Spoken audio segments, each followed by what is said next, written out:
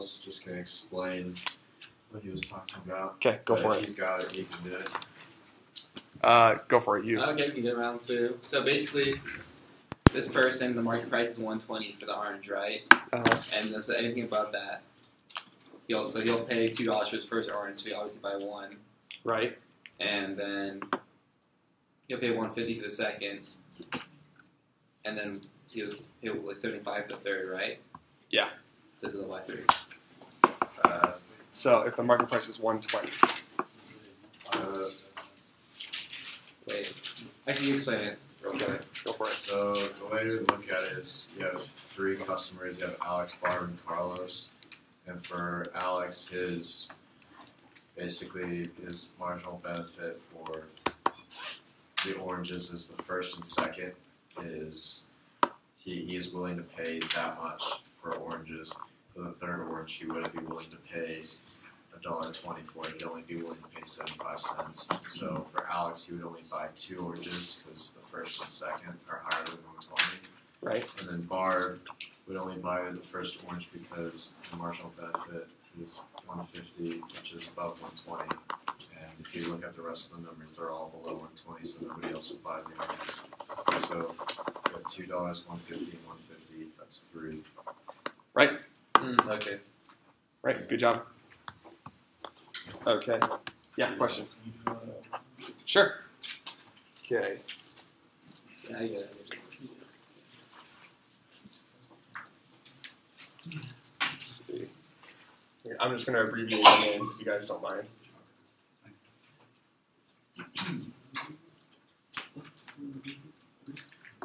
Okay.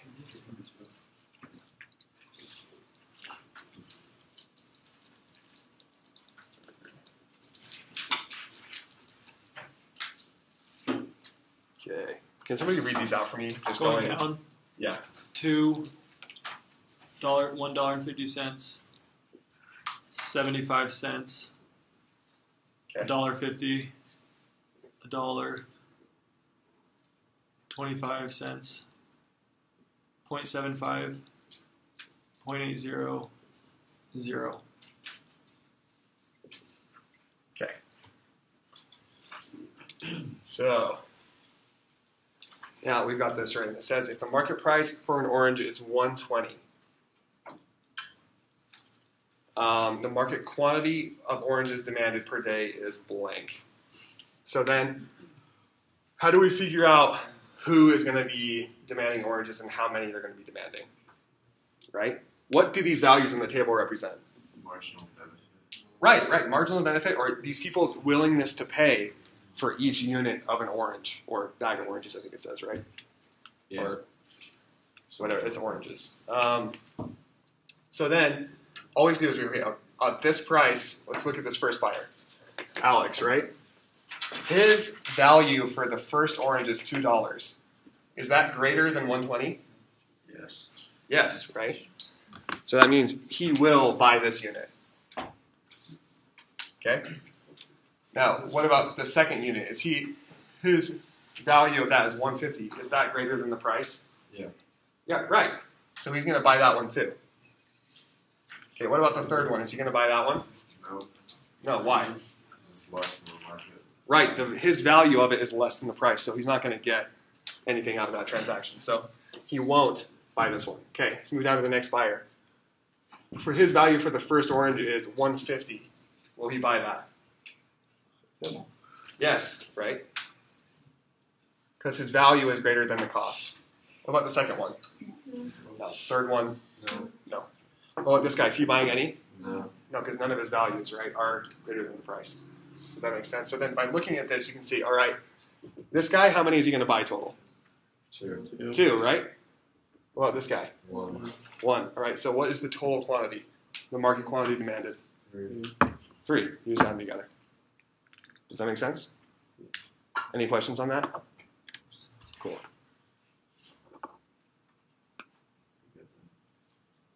Sorry. It's really hard to do this effectively. You're going to see the answer.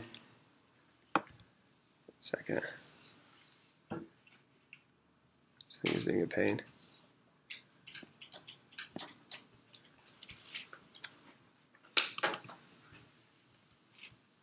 Okay.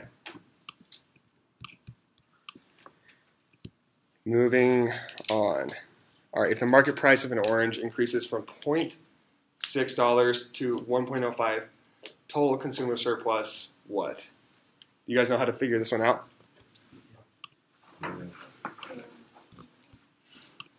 What are you guys thinking?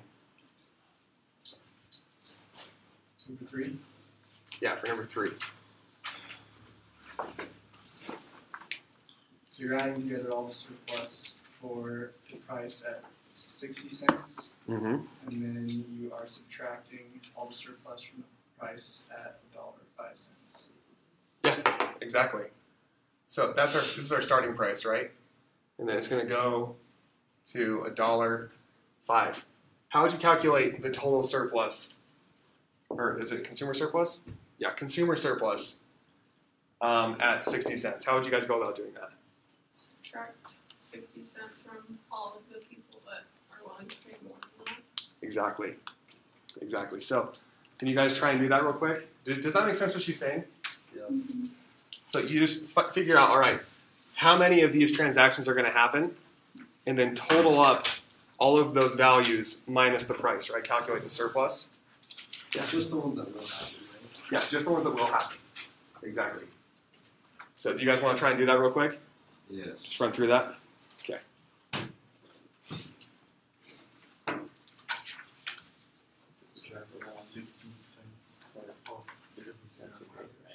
Huh? 60 cents off to 1.5. So 60 cents, yeah, it'll be like that, but you just need to make sure that the transactions will happen, right? So anything where the value is over 60 cents, then that would happen. So go through and find all the ones that are greater than 60 cents and then subtract 60 cents from all those values and add them together. You'll get your total consumer surplus. Does that make sense?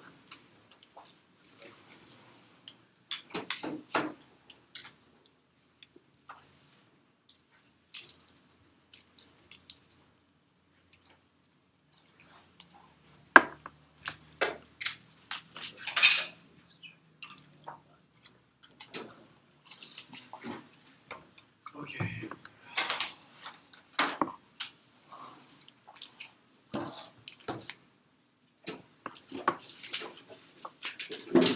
You guys done? Or do you need another minute or two? Just a minute.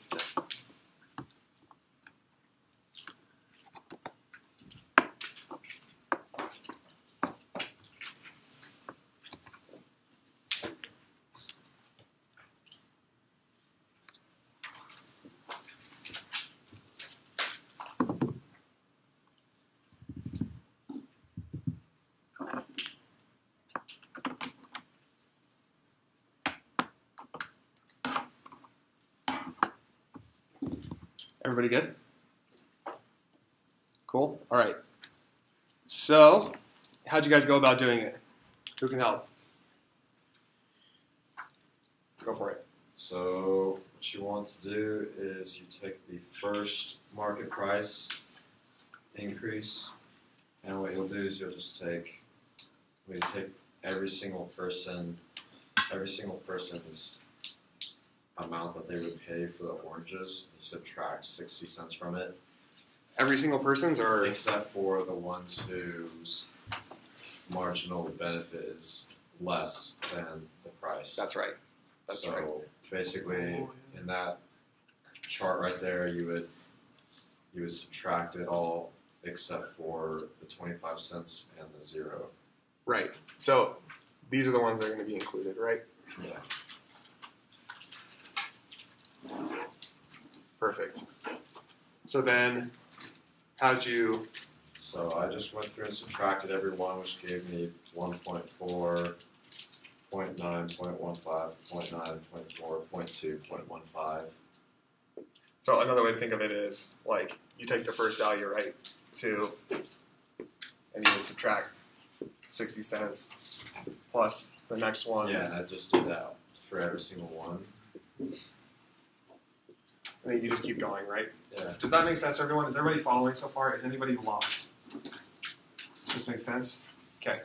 Cool. So you just do that for all of these values, right? Yeah, and you end up getting $4.10. Yep. From that. So our initial consumer surplus, right, at this first price is $4.10. Everybody get that? Yeah. Cool. All right. Now, what about when the price changes to $1.05? What do we do now? Same thing, right? Pretty much. So which values would be included here? $2 and both 150s. Right. For these three. So then we do the same thing, right? Just be $2 minus 1.5 plus, and then two of these, right? Yeah, 150 minus 1.5. Does that make sense? Is everybody cool? So then what does that one turn out to be? 185. 1.85? Okay. So then, $1.85, that's our second consumer surplus, right? So then what's the difference between these two? 225. 225. Okay. And so did it go up by 225 or down by 225? Do it down. Consumer surplus will go down. Right. Right. It went down by 225, right? So then what's our answer over here? E. That's right. Not that you guys couldn't see that the whole time, but any questions on that one? You guys okay on that? Yeah. So if we were to do the producer surplus, If you were to do producer surplus, we would do the same problem, the same data as the producer surplus. uh-huh. Would that be done? Yeah, it'd be very similar. The only difference would be instead of their maximum they're willing to pay, you would get minimum willing to receive, and then you would take all the values that are under the price. Does that make sense? Cool. Good question. Anybody else? Yeah. I guess just like on top of that, within the number, instead of decreasing by $2.25, would it increase by $2.25? It could not. It just depends. It would just depend on how the price changed, right?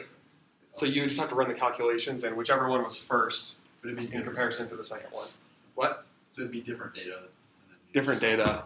Yeah, Because you're getting the data from the producers instead of consumers. right. But does that make sense what I'm saying when it comes to, this would be the minimum they're willing to accept, and then in order to calculate their surplus, you would take, all right, this is the minimum they're willing to accept. This is how much more they're getting. Does that make sense? Yeah. There would be that difference. So the price would be higher. Okay? Cool. Anyone else? All right, awesome. Let's move on to 4. Efficiency in a market is achieved when what? Gosh, I really wish I could not show you the Maybe answers. you can click the scrolly thing. Click Yeah. down. Oh, there you go. Sweet. Okay, efficiency in a market is achieved when a social planner intervenes and sets the quantity of output after evaluating buyers' willingness to pay and sellers' costs. B, the sum of producer surplus and consumer surplus is maximized. C, all firms are producing the good at the same low cost per unit. Or D, no buyer is willing to pay more than the equilibrium price for any unit of the good. That's right. Okay, why is that? Can anybody explain the concept of producer total surplus to me? How do you calculate total surplus? It's consumer and producer surplus. Right. That's something that would be really useful for you guys to remember, so I would write this down somewhere.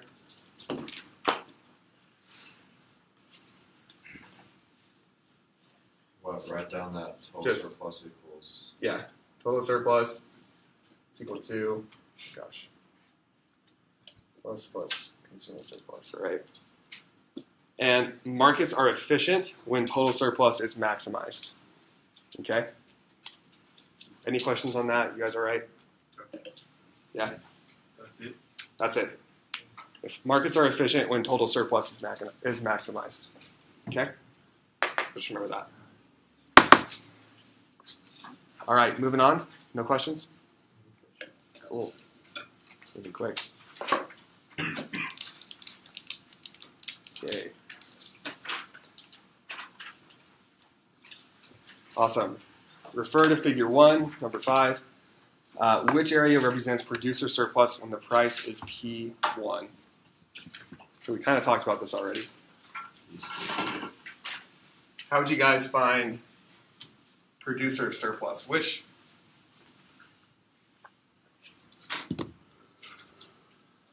So let's say you guys have a graph like this. All right. Because in the question, it just gives us this, and then it has P1, P2, and I guess it has that too. So, if we had a graph like this, how would you guys find producer surplus? Right. It would be this triangle right here. Okay? So, like I said earlier, the way I like to remember this is producer surplus touches supply because supply has to do with producers. Right? So, this one that touches the supply curve has to do with producers. This one that touches the demand curve has to do with consumers. Okay? So then, that being said, how can we find producer surplus over here if the price is P1? Just take everything underneath. Everything it touches. Right. Underneath the price. Underneath P1. Right. BC.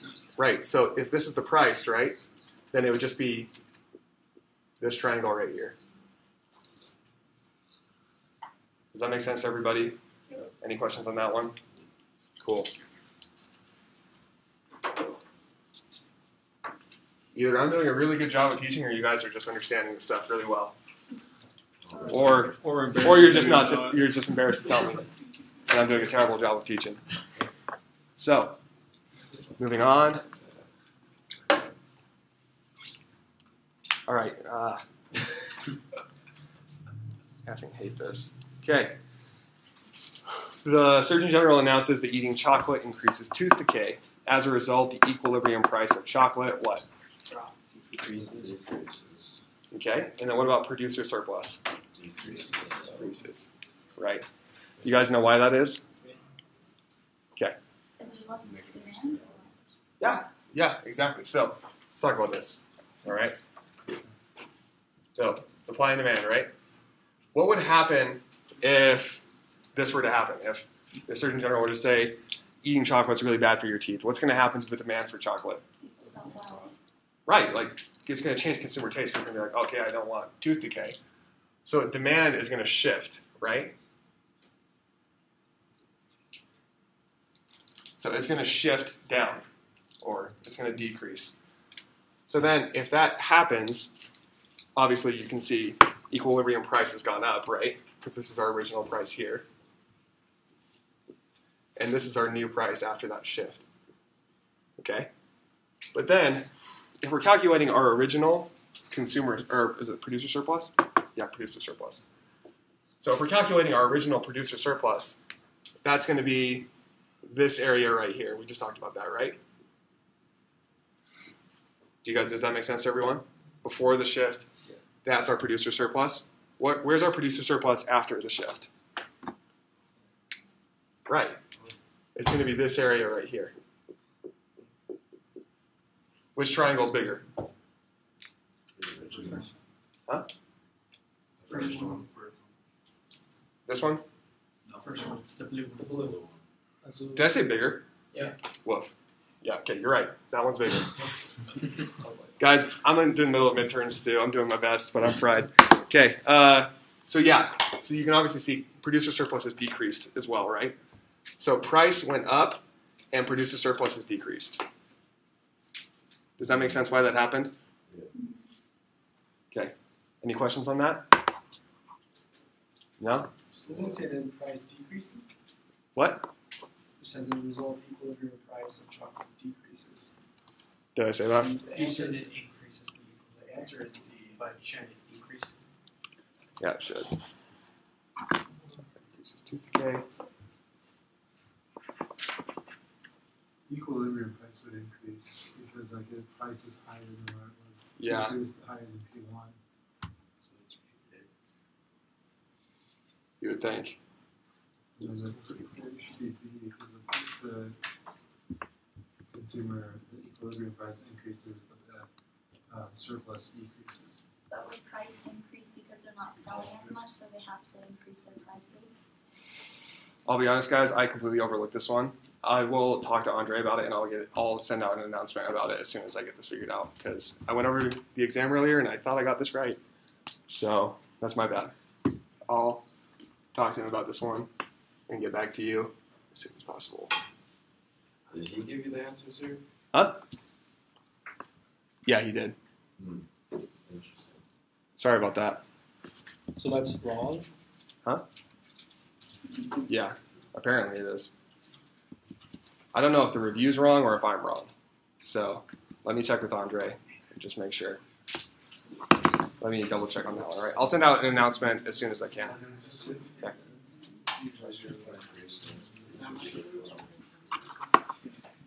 All right.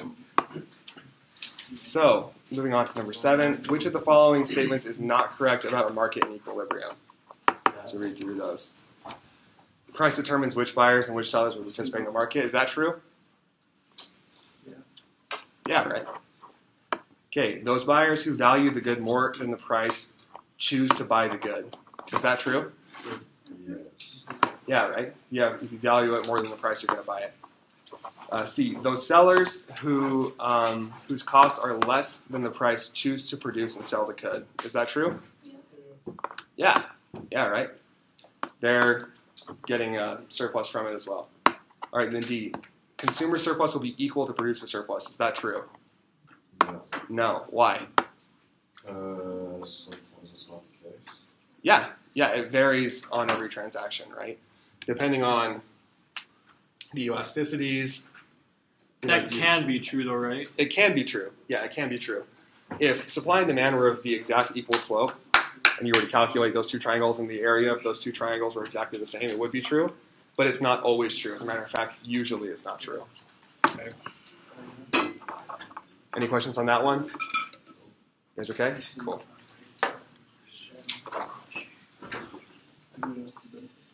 Hey, question. So Yeah. I was wondering, before on your last question, you had the supply and demand curve switched. Did Is I? that why you got the wrong answer? Hopefully. Because your supply curve, they were just That's right. switched. Did I really? Yeah, you had Okay. them switched, and I think that's why the answer was. Oh, so it is. So it was just classic mix-up, you know. Yeah. Thank you. Yeah. Oh my gosh. You're a hero. I would have shared it earlier. I just thought maybe I was crazy and I didn't want to sound stupid. No, you were right. Thank gosh. Okay. That makes me feel so much better. Yeah. Because I was like, I swear I did this one earlier and I got it right. Also, I don't know how I got that wrong when I draw this like 800 times a day. Yeah. But thank you. Okay. So yeah, that makes sense. So yeah, so this would be the original price right here. This would be your new price, it'd be lower. But then also when you calculate the areas of the two triangles, right, you would have, the first one would be here, this whole thing. And then the second one would be this one. You guys pulling that now? Yeah. Okay. It is deep. Steve, you are my freaking hero. Free pass on the test for that one. Dude, if I had the authority, totally. Okay. Wow, I feel less insane. Okay, let's move on. Because I had a student ask me that earlier, and I went over it with them, and I was like, I swear I did this right. All right, so figure 2, we're going to have to come back up to this. But the question is, as a result of the tax, buyers effectively pay blank, and sellers effectively receive what? So, buyers pay 16.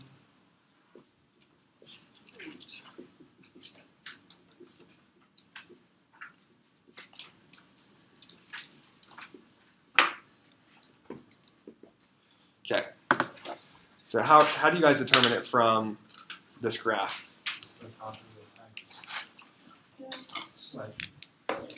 Yeah, right? You just look at the tax wedge.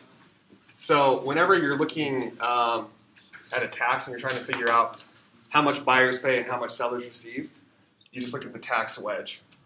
So if you're looking at this quantity up here that touches the demand curve, because right, demand has to do with consumers, right, or buyers, that will tell you the price that they're paying. So in this case, it's 16, right? And then if you look down at this point on the supply curve, that tells you how much money the sellers are actually getting out of the transaction, which in this case is 8.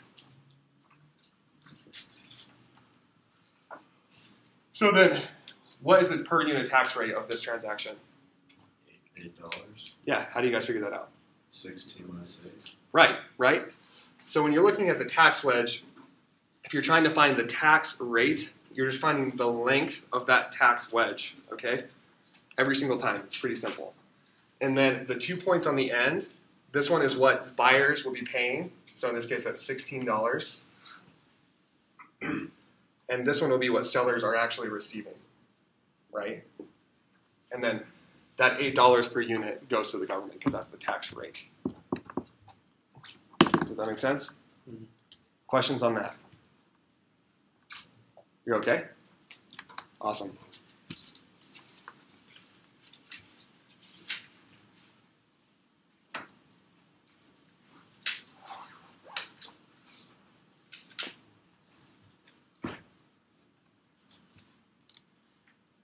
All right, next one. For figure 2, suppose a 20th unit of the good were sold by a seller to a buyer. Which of the following statements is correct? So, I guess I'll have to redraw this one. I erased it. Let's scroll that down.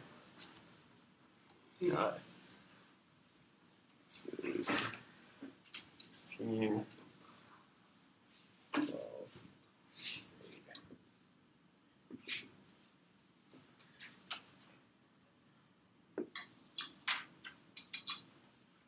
And that quantity is 15. And equilibrium is 25. Okay. So what would happen here?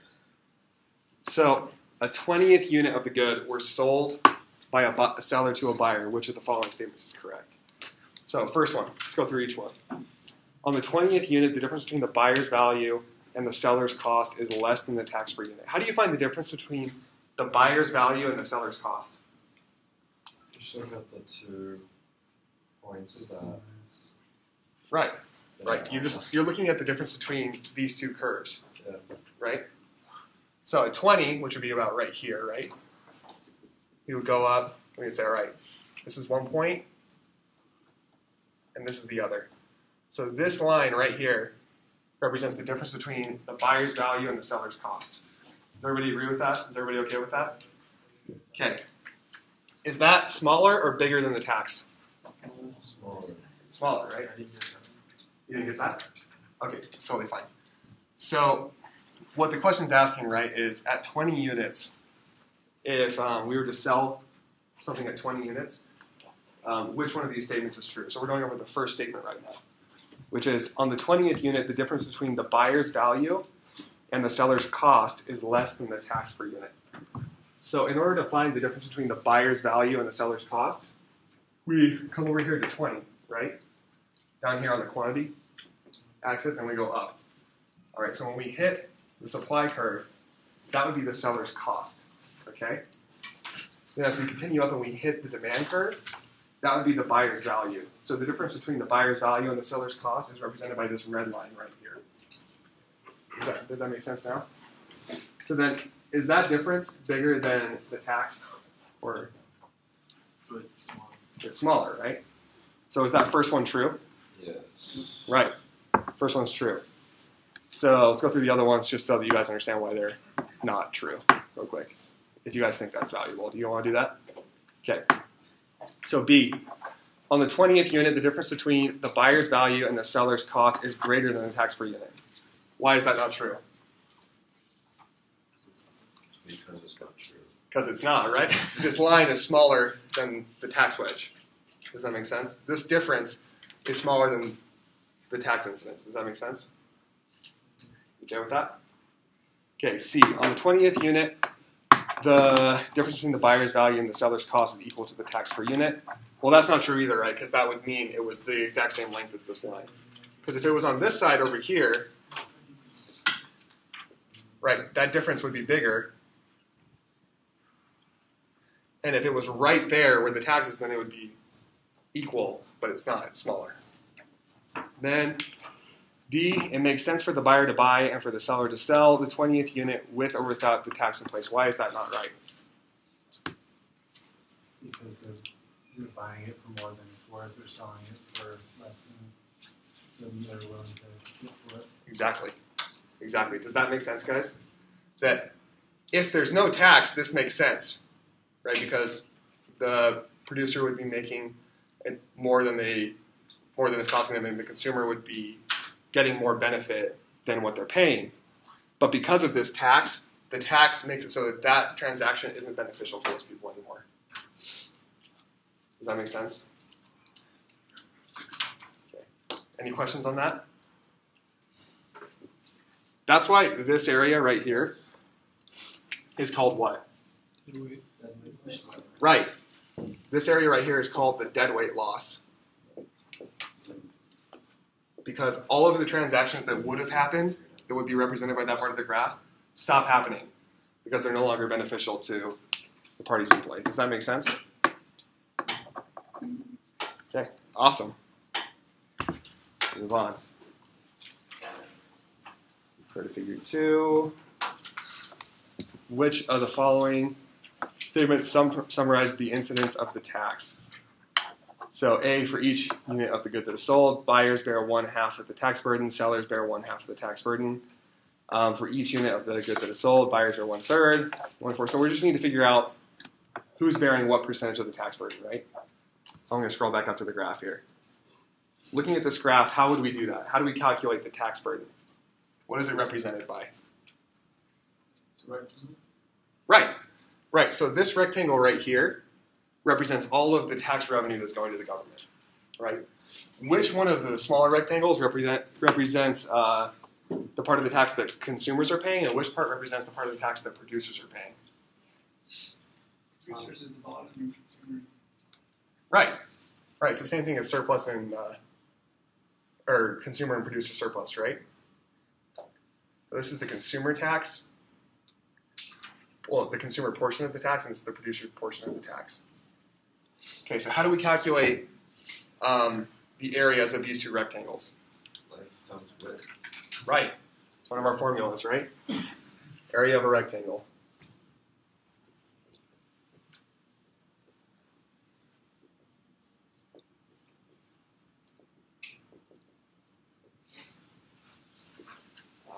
Length times width. So this first one, what's this length right here? 4. Okay. 4. And then what's this width right here? 15. So that'll be 15 times 4, right? What about this one up here? 4 and 15 as well. So those two areas are equal, aren't they? So what does that mean? Which side of the market is bearing more? Neither, right? It's half and half. And if it wasn't like that, then what would you do? How would you calculate who's bearing what percentage of the burden? You would take that rectangle divided by both rectangles added together. Exactly, exactly. So say that both of these rectangles added together was 10, and consumers were paying 4, and producers were paying 6, then the way that you would find the percentage or the ratio is you would just divide, all right, if I want to find out how much the consumers are paying, you would just take 4 divided by the total, so it would be 4/10 or 40%. Same thing with the others, 6/10, 60%. Is it just a visual thing? Huh? You just look at it and know? Yeah, sometimes you can, but I would recommend always calculating the areas of these two. Does that make sense? Try and calculate the areas of these two rectangles, just to be 100% sure. Because sometimes graphs will look like they can look like it's perfectly equal, but then the numbers are a little bit different. So just try and find like this length and then multiply it by the width or the quantity, and then do it with this one as well, and then compare. Okay? Yeah, so basically the area of both these rectangles added together is 120, and each area of the rectangle is 60. We have 60 and 60, and together it's 120, so if you want to find out the ratio, you just do 60 divided by 120, which gives you 50%, and then on choice A, it says that both of them have 50%, which is 1/2. 1/2. Are you guys okay with that?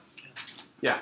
So just to clarify, the tax burdens do change. So like consumers can sometimes bear more than producers. Right. You just explain how to figure that out. But it's not always 50. Right, it's not always 50-50. So like an example of that would be if you were to look at a graph like this, okay? Where, let's say that demand's pretty inelastic and supply is pretty elastic, all right? Then if you were to impose this tax right here, there's equilibrium, there's that. Do you see how these boxes are not even close to being the same? So producers would do less than consumers. Right, in this market. And that's the visual representation of why the inelastic side of the market always bears the majority of the tax burden. Which we'll get to that in just a second, so we'll go over that. I see what you're saying. Yeah. Okay. You guys okay with that? Okay. As a result of the tax. Okay. Okay, so let's go over this real quick.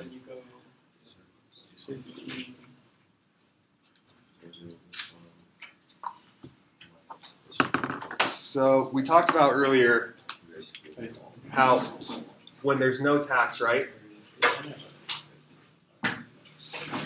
This area up here is consumer surplus, this area down here is producer surplus, right? Mm-hmm. After the tax is imposed, what areas represent those new things? What areas represent producer and consumer surplus after a tax is imposed? The small triangle at the bottom left and top left. Exactly. So this is our producer surplus. This is our consumer surplus. So now, using this, right, we can see exactly how to calculate every single one of these things. Does that make sense? Based off of this graph. You guys see that? So for this one, number 11, you're going to have to calculate the areas of a couple of these triangles and this rectangle. I don't know if you have to do this rectangle. No, you don't. Just these triangles. Okay? So go ahead and try and do that. Because it's going to ask you, all right, you're going to have to calculate the original consumer surplus. How would you calculate the original consumer surplus here? Before the tax happened. You take the big triangle on the top half of... Then to give you a top quantity here. 22. Right. And this one down here is 2.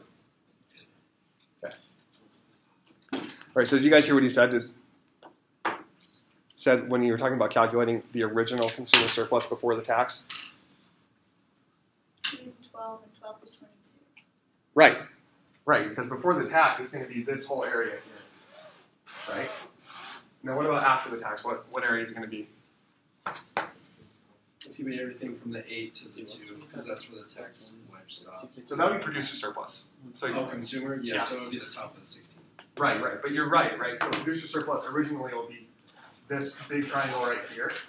But then after the tax is imposed, that will be your new producer surplus. What will be deadweight loss?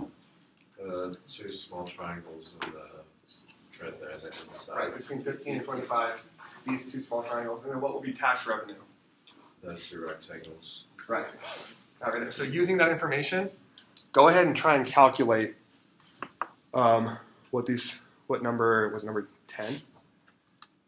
Or no, it was number 11. Try and calculate some of these things that number 11 is asking. Tell me which one's true. Okay, so calculate consumer surplus, producer surplus, and before and after, and then the deadweight loss. All right, calculate all three of those for me, okay? Well, all 5 of those. So before and after, consumer surplus and producer surplus, and then deadweight loss.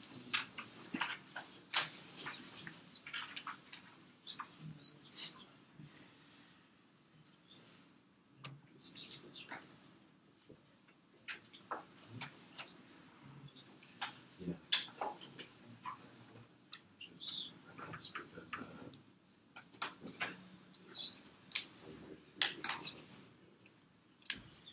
So if that equals out, that might be good.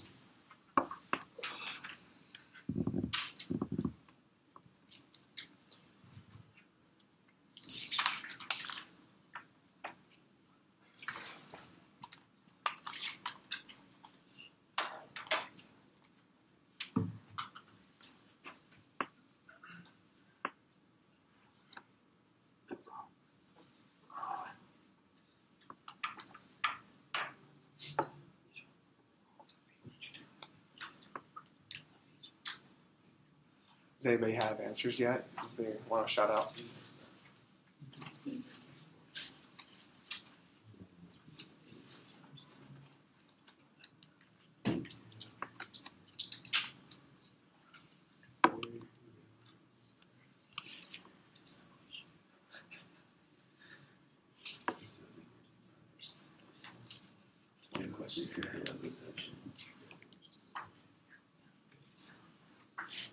Once you guys start getting answers, just go ahead and call them out. I'll start writing them up here.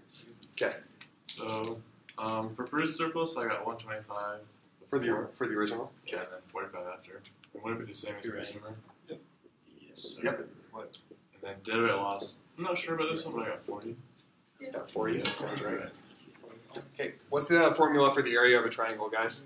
Base times height. Yeah. It can be base times height divided by 2 or 1/2 base times height. It's the same thing. So, area of a triangle.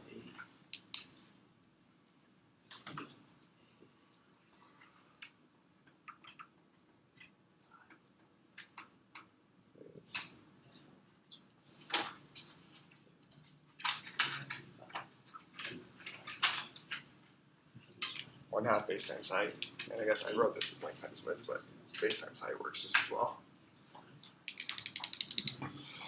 Can you explain deadweight loss for me real quick? Wouldn't you just do the area of a triangle for the 2 inside triangles combined? Right. So it'd be the height of it's what? It's 8, correct? Yeah. And then the width is 5. Is 10. Oh, never mind. My bad. Looking at the wrong numbers. You're fine. So then, with this information, which one of the answers is correct? It is B. B, right? Are you okay? Yeah. Okay. Cool. Okay, refer to figure 2 again. Favorite figure that just won't go away.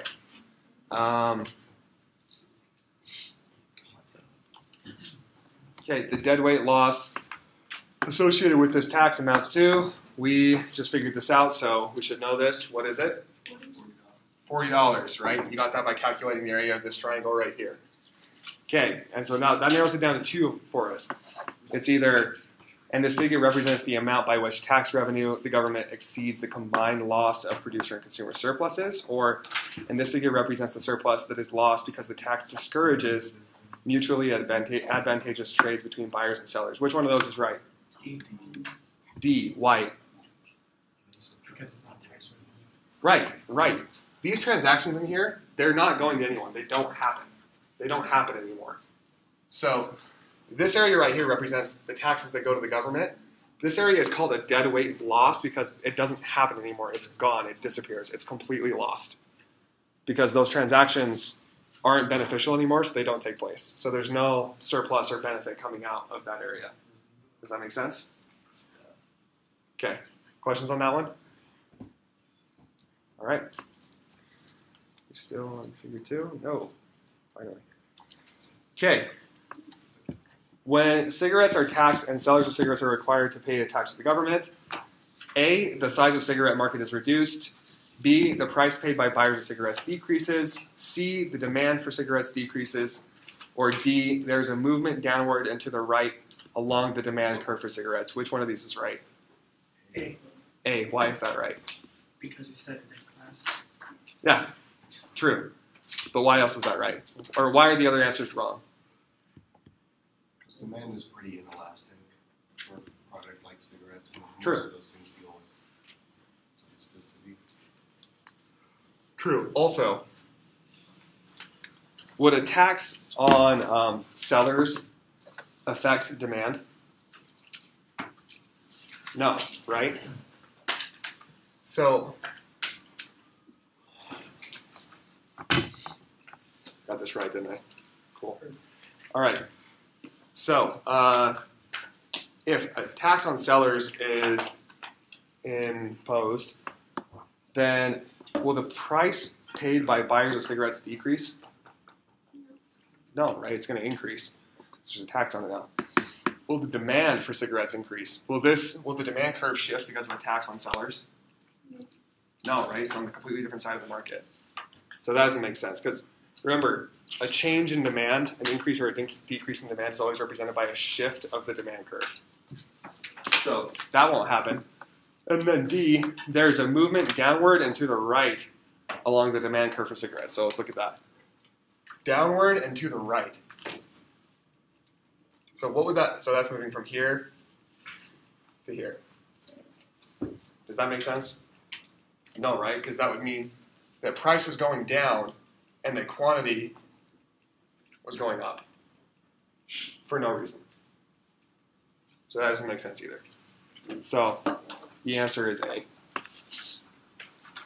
Everybody cool on that one? Okay, moving on. Figure 3. All right, this is the one I was telling you guys about. There we go.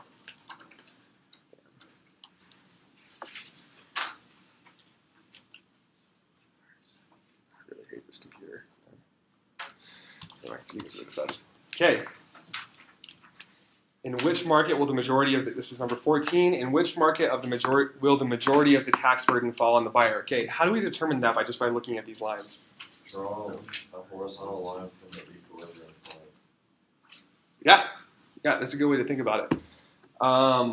And so we'll do a couple graphical examples. I actually already have one drawn up here to answer a question. But what is determining who's bearing the majority of the tax burden in these? Elasticity, good job. So what side of the market bears the majority of the tax burden, depending on their elasticity? The elastic or the elastic side? The inelastic side, that's right. And this is the reason why. So if we draw it out, so as you can see over here, we've got relatively inelastic demand and we've got relatively elastic supply. And then if we do it the opposite way, where supply is pretty inelastic and demand is relatively elastic, and then we go over to our equilibrium price and we impose our tax wedge, draw that line straight down. So this area right here represents the tax that's being sent in, right? Who's bearing the majority of it? Which side is bearing the majority of it? Right, producers, right? This side down here by the supply curve. Oh, I'm not sure, right, surplus. And what about over here? So who's sending in most of the taxes? Who's bearing most of the tax burden? Consumers. Consumers, that's right.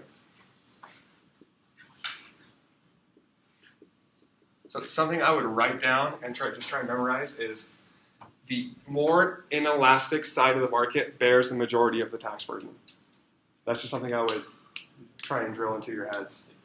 And then if you see visual representations like this, I don't know if any of you came to the review sessions last time, you remember my memory trick for remembering what inelastic and elastic looks like. But when something's is perfectly inelastic, it's a straight line down.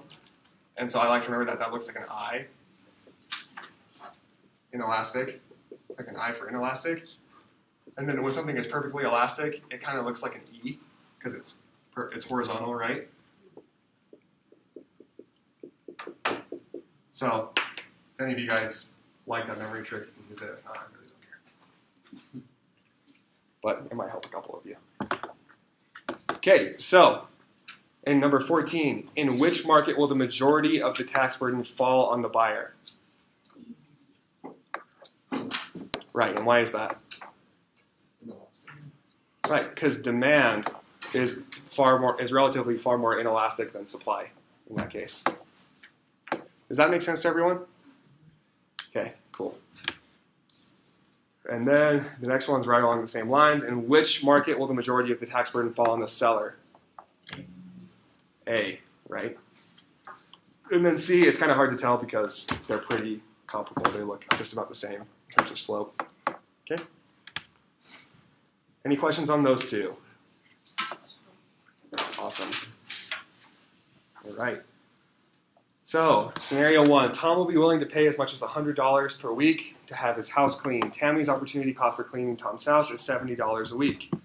Assume Tom is required to pay a tax of $40 when he hires someone to clean his house for a week. Which of the following is correct compared to the no tax situation? Okay, why is that? Because it's not that mutually beneficial for both of them. Because like the cost that you would be paying would have to be 110 for Tammy to want to clean his house, and so he's just gonna have to do it himself. Right. I was going to say exactly that. Right. Because that tax wedge will put that transaction in that area of deadweight loss, right? It'll be over here. So the transaction will no longer happen. So I didn't hear what What was that? I didn't hear what you said. Oh, you didn't hear what he said? Okay. So pretty much what he was saying is that because the tax is $40 and the difference between his maximum willingness to pay and her minimum willingness to accept is only $30, then it won't happen, right? Because like we were talking about earlier, if the tax here is $40, right? That's represented by, wow, that's $40. And the difference between her willingness to accept right here is 70, and his willingness to pay is 100. Then that line right there, $30, is smaller than that tax wedge. So this transaction is part of that deadweight loss, so it's not going to happen. Does that make sense? Kind of. Okay. So pretty much what it's saying is that if the difference between, so let's say that you and I want to do some private tutoring, okay? And I was willing to accept, my minimum that I'm willing to accept is $20, all right? For an hour of private tutoring between the two of us. And the maximum you're willing to pay for an hour with me is $30, okay? So if that was the case, then we would probably find somewhere in between. We'd probably pay 25 or something like that, right? And that could happen. But if the government came in and they said, all right, Brandon, I'm going to tax you $15 for every hour of tutoring that you do. All of a sudden, my minimum that I'm willing to accept goes to 35 because I have to send 15 of those dollars to the government. And since your maximum that you're willing to pay me is 30, and my minimum to accept is 35 now, it's not going to happen. Does that make sense now? Yeah. Hopefully. If not, you can come talk to me after and we'll go over it a little bit more. Okay. So, all right. Tom will now clean his own house. The transaction doesn't happen. Okay. 17.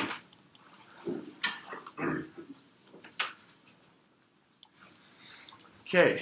Assume Tom is required to pay a tax of $15 when he hires someone to clean his house.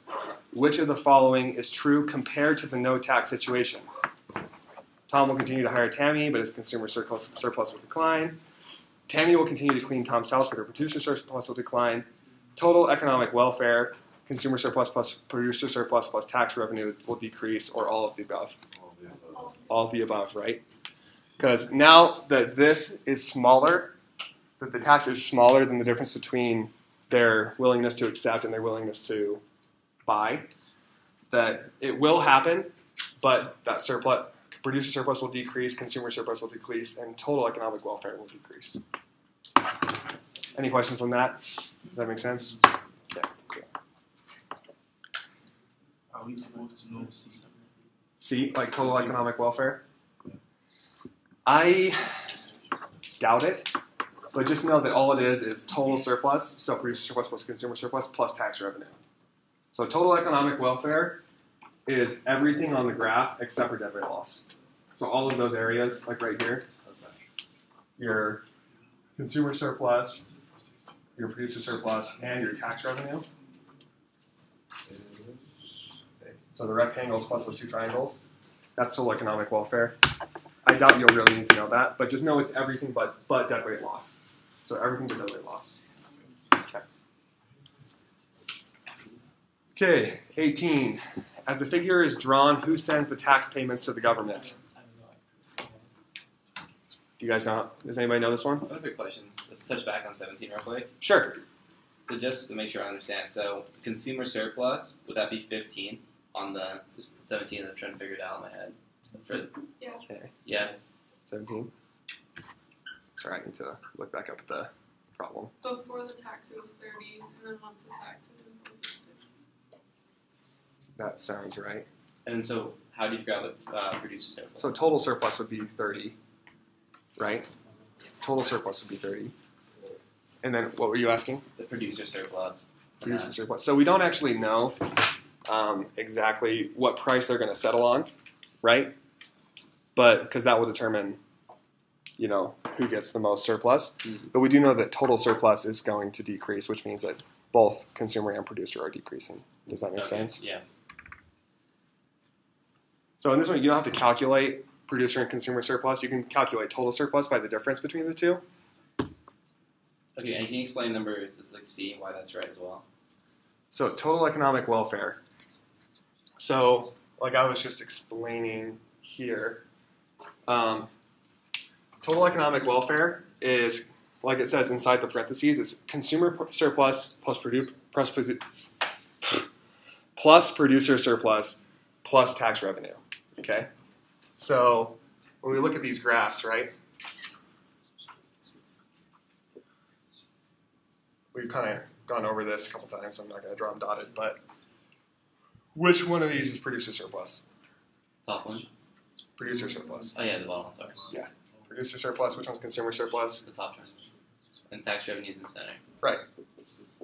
So those three areas constitute total economic welfare. So pretty much what you can think of when you think total economic welfare is it's everything except for dead weight loss. It's the area of everything but the dead weight loss. Does that make sense? Yeah. Okay. So essentially, anytime there's a tax, the total economic welfare does decrease because of the dead weight loss. Uh-huh. Right. Okay.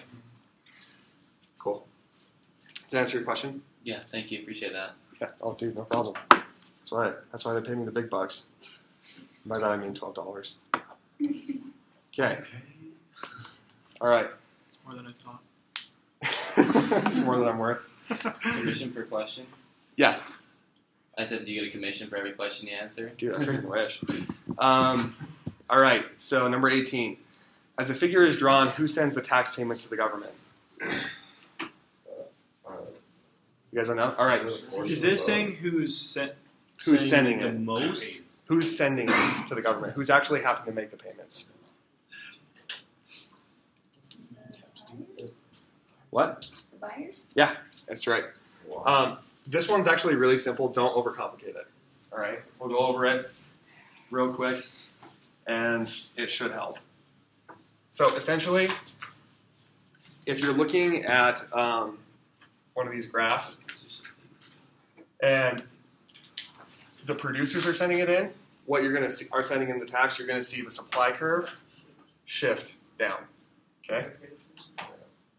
And does that make sense? Because supply has to do with producers, sellers, right? So if supply is shifting down, then producers are sending in the tax. So they're bearing the tax burden, which means the price is going to be higher. Not necessarily that they're bearing the tax burden, okay?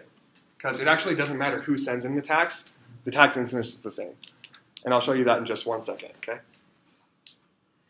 So then if the demand curve shifts down, sorry, tax,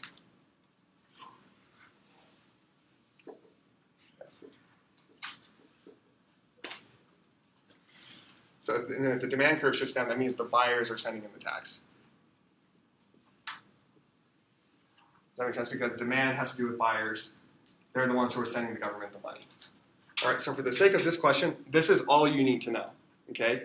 If supply is moving, it means that the suppliers or the producers are sending in the tax, and if demand is moving, it means that the buyers are sending in the tax, all right? The place where it gets kind of weird is that it actually doesn't matter who sends it in because it has the exact same effect on the total economy, right? So I'll show you that right here. So if the sellers, let's say this quantity right here, okay? That's the amount of the tax. If the sellers send that in, then that's what we get, okay? That exact same quantity, let's do it if the buyers were to send it in. Okay? So then our new demand curve would look like this. Either way, it's going to create a tax wedge between these 2 points. Okay? Hopefully I'm not losing you guys. If I am, please let me know.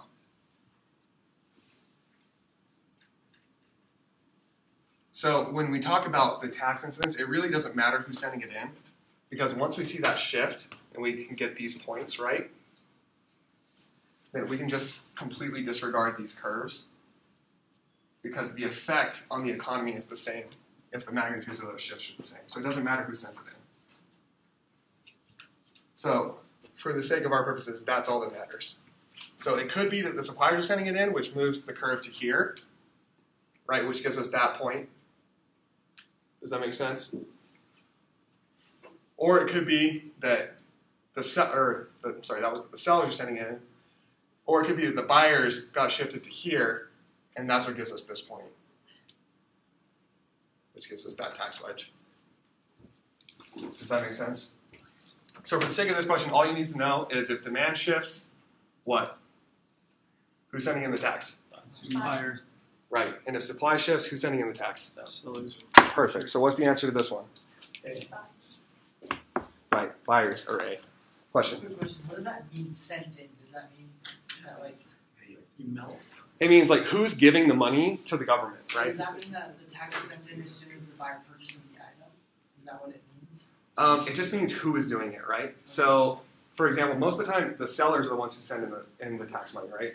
When you go to the store and you buy something, you don't send a separate check to the government, right?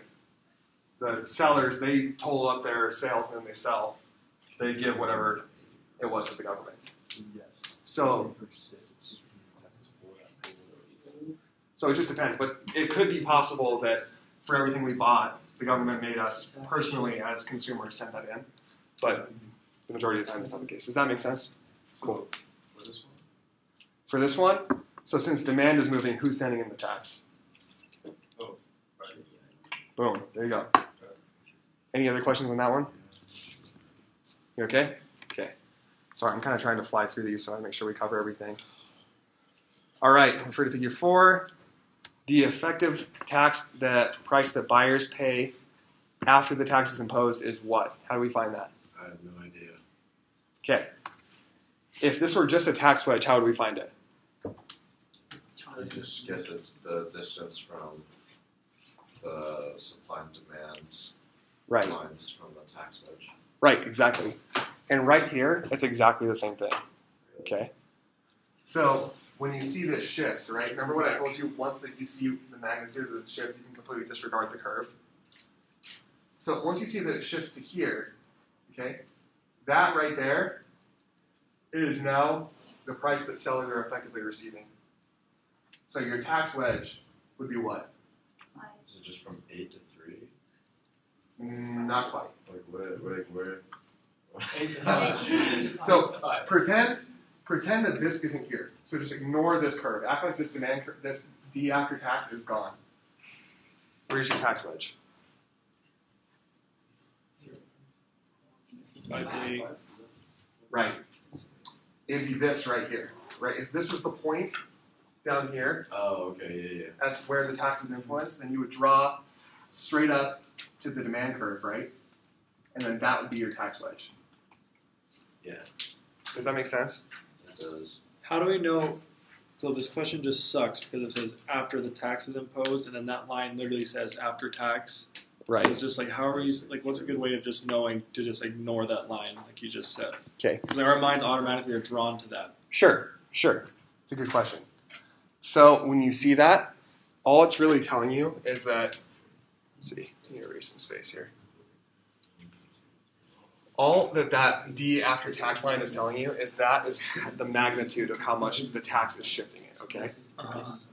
So then when you see that, you can look here and you can see, all right, this point is one of the points where the tax is hitting our supply curve, right? So once you've got that point, all you do is, all right, now ignore this curve and draw that line straight up the supply curve, and that is your tax wedge.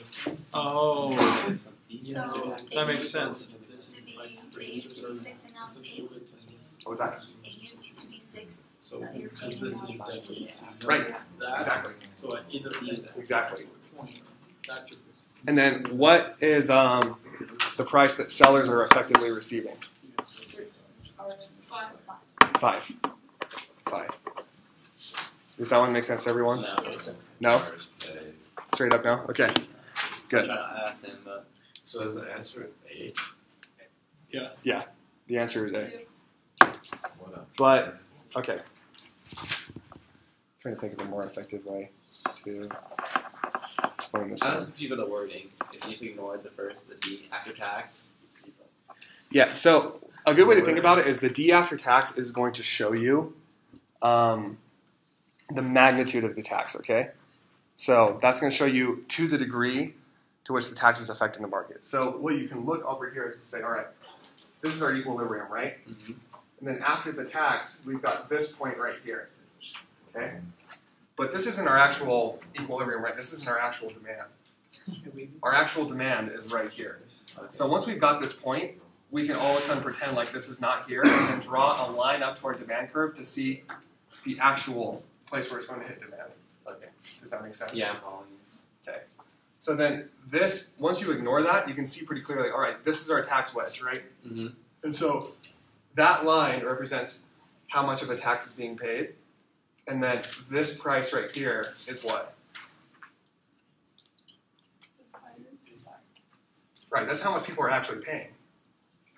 And this price down here at the bottom of the wedge is how much sellers are actually receiving. Does that make a little bit of sense? Yeah, that's way Look better. at this Okay. graph more sense. Yeah, Just that's because it's what- normal. So it's like this is your normal deadweight loss. If you look here, you automatically just know that that's consumer. Yeah. Right? That's the price they're paying, and this is the price producers. Right.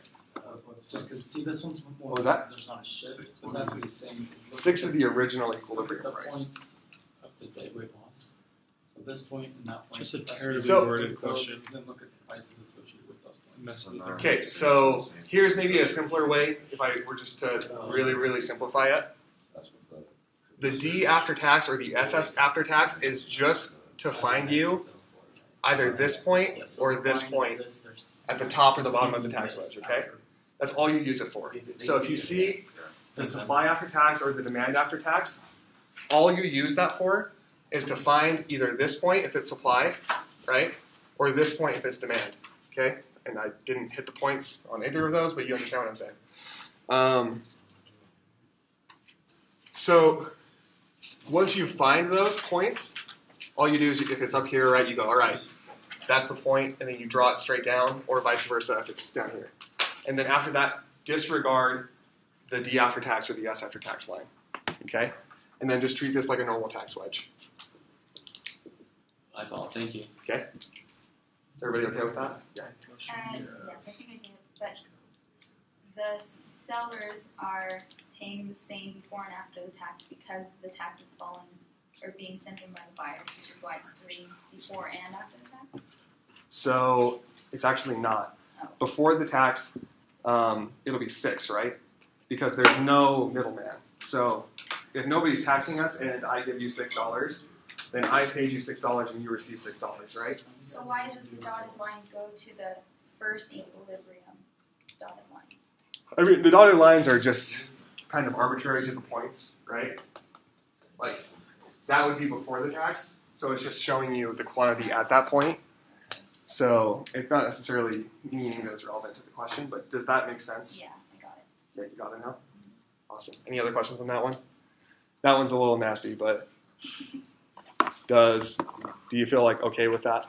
Yeah. Okay. Good. All right. Number 20. We need to get into externalities. All right. Which quantity represents the social optimum for this market on this graph? What quantity represents the social optimum? Q3. Okay. And what type of externality is this? Positive. Right. Okay. So, quick thing I'll go over real quick. Positive versus negative externalities. What is a positive externality, guys?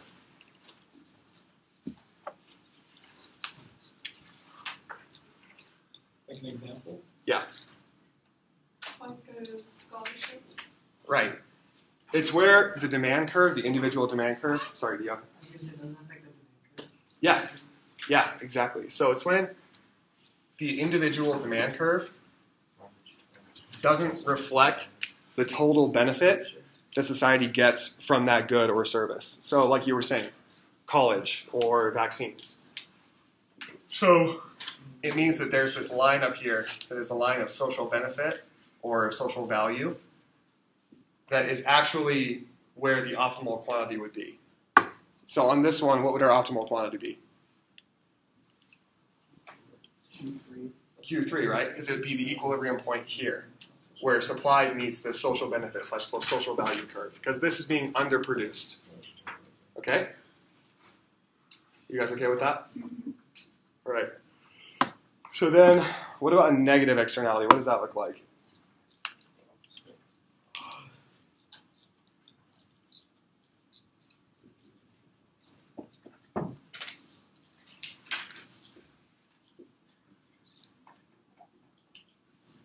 What does a negative externality look like on a graph? The supply curve shifting. Right. It'll have to do with the supply curve, right?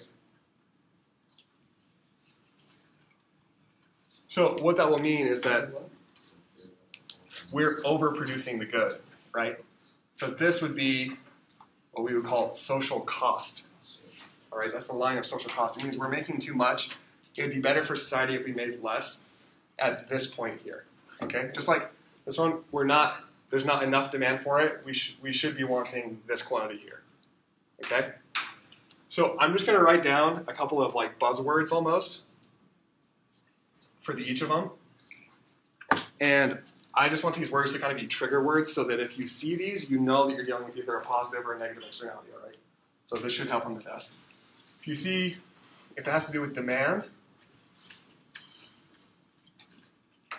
So if the demand curve is shifting, or the demand, or the right here, social benefit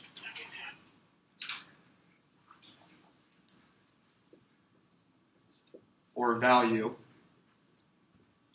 Let's see what are my other ones.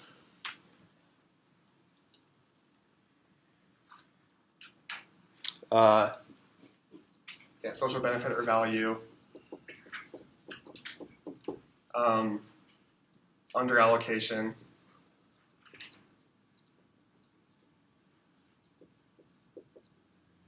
And then over here, it'll have to do with supply with a negative externality, okay? So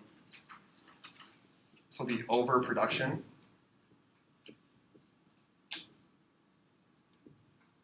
And social cost. So if you see these words, you know you're dealing with a negative externality. If you see these words, you know you're dealing with a positive externality, okay? So if I was you guys, I would write that down. Try and memorize that because you might get some conceptual questions about, all right, positive versus negative externalities. How do you know whether or not this is what? Okay, so you guys got this one right, Q3. Refer to figure 5. These are the other ones I was forgetting. I'll wait until we answer the question. So, to internalize the externality in this market, the government should what?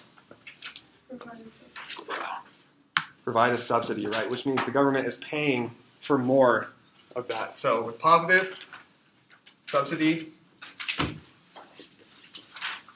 With negative, tax. right? Tax is trying to get them to produce less. Subsidy, government's paying for more to come out. They're subsidizing whatever it is. Okay, I'm gonna try and hustle here. Get through. Okay, if a paper manufacturer does not bear the entire cost of the dioxin it emits, it will what? Emit a lower level of the dioxin than is socially efficient. Emit a higher level of dioxin that is socially efficient. Emit an acceptable level of dioxin, or not emit any dioxin in an attempt to avoid paying the entire cost. B, right? How do you guys know that? It's affecting someone else if it's not bearing the entire cost. Right. Right. A good word to look out for there is cost, right? The cost. So it's not bearing the entire cost. It's overproducing. It's a negative externality. Good job. 23. When a good is excludable. One person's good diminishes another person's ability to use it. People can be prevented from using the good. No more than one person can use the good at the same time, or everyone will be excluded from using the good. Yep. B. Good job. Why is that? Who can define rivalry and excludability for me? Rivalry, only one person can use it at a time. Right. Excludability, you can choose who can choose it, who doesn't. Right, right. The way I like to think about it is it's like, all right, rivalry, it's like I have a rival. I'm competing with somebody to get to that cheeseburger before they do, so I can get it and they don't.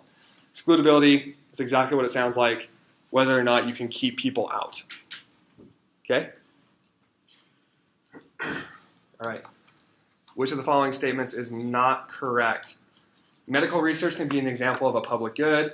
The private market will tend to undersupply public goods. The free rider problem occurs when a good is not excludable. Or all goods provided by the government are public goods. Which one of those is not correct? D. D is not correct. Medical research can be an example of a public good. Private market will tend to undersupply public goods, right, because of the free rider problem. Public goods, they're hard to just charge for because people will free ride. So the government tends to have to provide them. Public companies are not very good at providing public goods, or private companies are not very good at providing public goods. Free rider problem occurs when a good is non-excludable. That's true, right? People don't have to pay, so they probably won't pay. They'll free ride. And then not all goods are provided by the government are public goods because the government also provides things that are not public goods, which is part of their purview, right? They also sell weapons, etc., which are private goods. Okay, 25. When the government uses a command and control policy to solve an externality, it is usually the most effective policy or option available. They create policies that directly regulate behavior. It usually involves taxing the consumption of a commodity, or it typically refers to Coe's theorem structure to structure the policy. Which one of those is correct? B, right? So command and control is the government's coming in and they're setting like a quota, or they're saying, all right, you guys have to stop doing that, or you're only allowed to produce X amount, but it's not a tax. And then Coe's theorem always has to do with bargaining. So if you guys have time, write that down. Coe's theorem always has to do with bargaining, and it only works if transaction costs are low. Okay? So Coe's theorem. Does that involve the government? No, it doesn't. Yeah, so Coe's theorem is when you reach a bargain with another, or an agreement with another party without getting the government involved. But it can only happen when your transaction costs are low, meaning like you don't have to pay millions of dollars to attorneys to get it figured out. Okay? Cool. Okay. Ken, Danita, and CJ all enjoy watching the holiday lights displayed in their neighborhood. The Homeowners Association is considering displaying lights around the sign at the entrance to the neighborhood. Ken values the lights at $50, Danita at $40, CJ at $20. The lights cost $100. What should the Homeowners Association do? Okay. Yeah, and this gets into how do you calculate the value of a public good? Sum up the willingness. Right, right. So with private goods, right, what we do is we'll fix a price and then we'll see the demand at that price, if that makes sense. So we'll say, all right, at $5, how many units are going to be demanded. But with public goods, we actually do the opposite. So we fix a quantity, and then we see, all right, what is the value at that quantity? So for this one, you've got these 3 people, right? That for the lights, which I guess is 1 unit of quantity, their willingness to pay is 50, 40, and 20. And then the cost is 100. So how do you figure out the collective benefit or the collective willingness to pay from this market? You just add them all together. You add all these prices together, which ends up being 110. So this is the benefit, and it's greater than this cost. So it should go up because benefits outweigh the cost. Does that make sense? Private is vertical, right? So you're just adding, costs? Or? So yeah, private, like it's like the example we did earlier with oranges, right? At the very beginning. With private goods, what you're looking at is at a specific price, how many units of quantity are demanded, right? Okay, right. And then with public goods, what you're looking at is, okay, for this many units of a public good, what is the total value? So then you add up what everybody says that is worth to them. Does that make sense? Okay, cool. We're so close to being done. Bear with me. Where are we? 27. Okay. Private solutions to externality problems may not be possible due to the cost of negotiating and enforcing these solutions. Such costs are called what? I just showed it to you. Transaction costs, okay? So transaction costs, that's a good thing to know the definition of. And know that that goes along with Coe's theorem, okay? So know that transaction costs and Coe's theorem go right along with one another. So you might see some conceptual questions about that. Coe's theorem only works when transaction costs are what? Low. Thank goodness. Good job, guys. Okay, 28.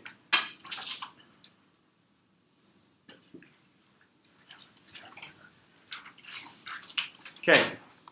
Answer the questions below on the basis of the following information. Public good. The prices individuals A and B are willing to pay for the last unit of public good rather than do without it. These people are the only 2 members of a society. Refer to the above data. The collective willingness to pay of the society to pay for the 4th unit of the public good is what? That's right. Does everybody get that? You just add up their willingness to pay, and that's the collective willingness to pay. Cool? What? 29. If the marginal cost of producing this good at the optimal quantity is 12, the optimal quantity must be what? Why is that? Right. So to find the total benefit, you add the individual benefit. So this one up here is 16. This one up here is 12. So the optimal quantity would be 2 because that's where benefit equals cost. Okay? You guys okay with that? All right.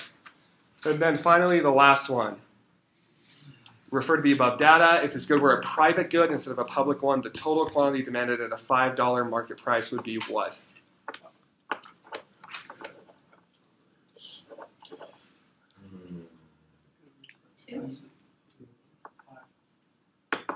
It's 5. It's 5. So look at it this way, all right? Think of it like the orange example. So all of a sudden, this is a private good. It's not a public good anymore. So you look over here and you say, all right, if it's $5, how many is this first guy going to buy? 3, right? Because that's his value of 3. And then let's say, all right, if it's $5, how many is this guy going to buy? 1. Which one? He's going to buy 2, right? So then what's the total quantity demanded at the price of $5? 5. Does everybody get that? All right. That's the end of the review.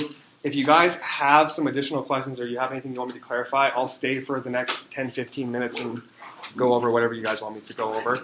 If not, you're free to go. Are you guys just doing this on Thursday? Wednesday? Yeah, we'll be doing this tomorrow as well at noon. I just have a question. Noon. Yeah, come on up. So,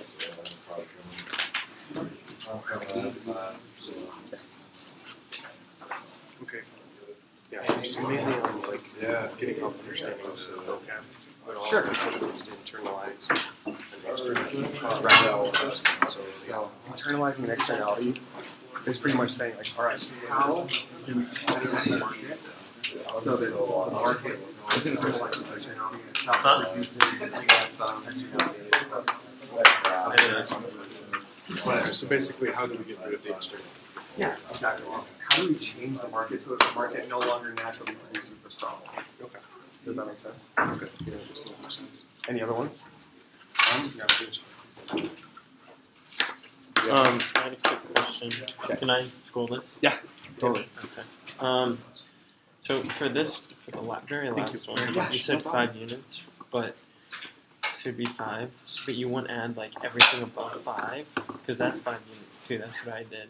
Is I did each one that the price was below or above $5 with their willingness to pay. Well, you could also do that. It's just two different ways to solve it, right? But each one would work. Yeah. So because I mean, I think I just got lucky because it was three right here is how much you buy, and then 2 right here is 5, and I don't think it'd add up every time. So I'm supposed to find the 5. So you're actually not necessarily wrong. It's just two different ways to do it, right? Mm-hmm. So what you're looking at is, okay, because the way you did it, right, is you're looking here and you're saying, all right, at 1 unit, this guy values it at 9, this guy values it at 7, and the price is 5. So those will both happen, right? Yeah. So that's 2. Then you look down here and you say, all right, 7 and 5, those will both happen as well, right? So that's 2 more. And this one, that one's 5, so that will happen. The rest of these, well, it's 5. Yeah.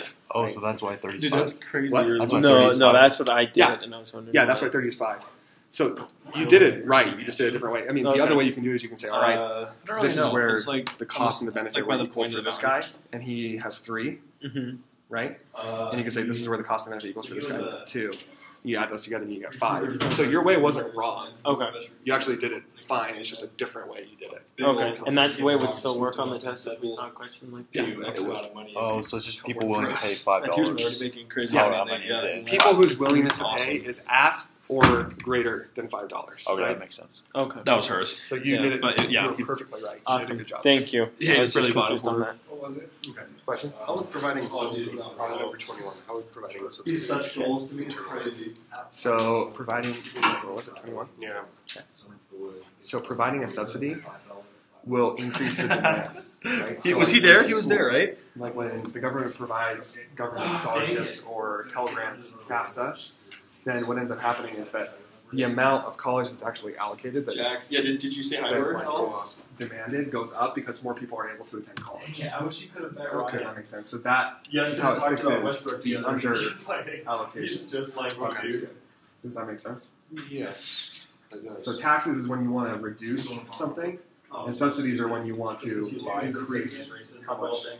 Subsidies. Okay, so Subsidies when the government is pumping money Right. into something. and so a subsidy would affect only the demand curve, or can they also provide subsidies to producers? They can. Don't worry about that for right now, though. Okay. Because that will just Okay.